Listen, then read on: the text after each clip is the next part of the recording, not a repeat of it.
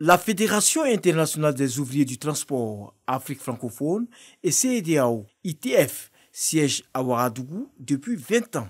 Désormais, c'est Abidjan, la capitale économique ivoirienne, qui abrite les locaux de cette organisation. Ainsi, en a décidé le comité exécutif mondial. Nous sommes un syndicat mondial et nous faisons des actions de solidarité, des campagnes pour les travailleurs du transport et nous faisons la promotion du travail, de la justice et de la qualité. Nous avons choisi Abidjan pour réaliser nos objectifs pour l'Afrique parce que l'environnement en fait nous permet d'être visibles. L'ITF, associé Central Afrique à Nairobi, au Kenya. Promesse a été faite par le ministre des Transports par la voix de son représentant de délocaliser totalement le bureau de ce siège continental à Abidjan dans un proche avenir. Mesdames et messieurs, son Excellence M. Amadou Koné, ministre des Transports, attache une attention toute particulière à tout ce qui est en relation avec le droit des braves ouvriers du transport.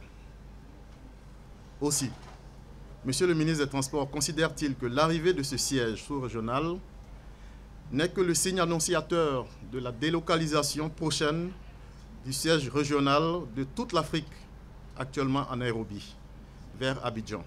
La Côte d'Ivoire, membre de l'ITF, compte 15 centrales syndicales dans les secteurs terrestres, maritimes et aéroportuaires. Avec 125 ans d'existence et forte de 700 fédérations et syndicats, cette organisation de 20 millions de membres tient son siège mondial à Londres.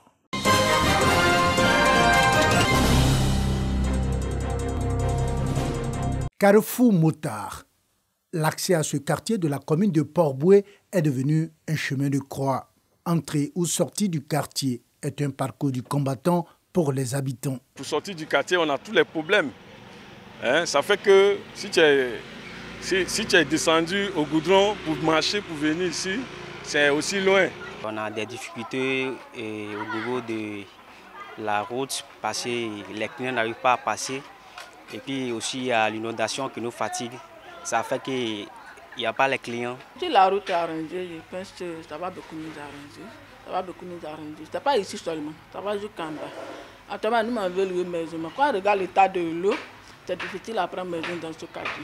Pour soulager sa population, le maire de Port-Bouët lance les travaux de bitumage de 7 km de voies, dont celle du Carrefour Motard. Nous sommes enfants de Port-Bouët et nous savons les besoins de cette population-là. C'est la phase effective d'exécution et cette phase comprend plusieurs chantiers, notamment des écoles, des commissariats, des centres de santé.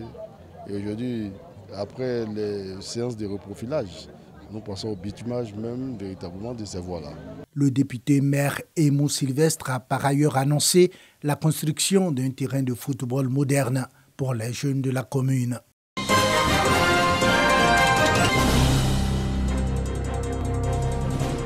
Extinction du signal TV analogique ce jour au centre émetteur d'Abobo. Le passage à la TNT pour tous est définitivement bouclé, mission accomplie par le préfet d'Abidjan. Annoncé depuis de nombreux mois, l'extinction du signal télévisuel analogique dans le Grand Abidjan et ses environs est aujourd'hui effective.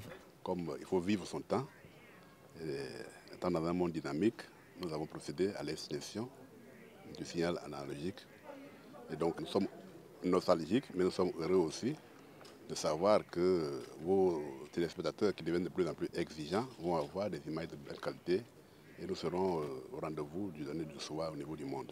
Pour le PCA de la Société ivoirienne de télédiffusion IDT, il est donc nécessaire d'être convenablement équipé d'un kit de réception pour continuer à recevoir la télévision chez soi. Nous avons commencé une campagne depuis longtemps pour que les téléspectateurs soient informés qu'aujourd'hui, 13 novembre, c'est la fin du système analogique.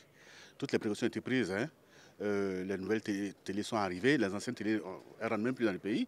Les antennes, le gouvernement a fait en sorte que vraiment ça soit à un prix raisonnable. Et aujourd'hui, 85% de la population ivoirienne est couverte par la TNT.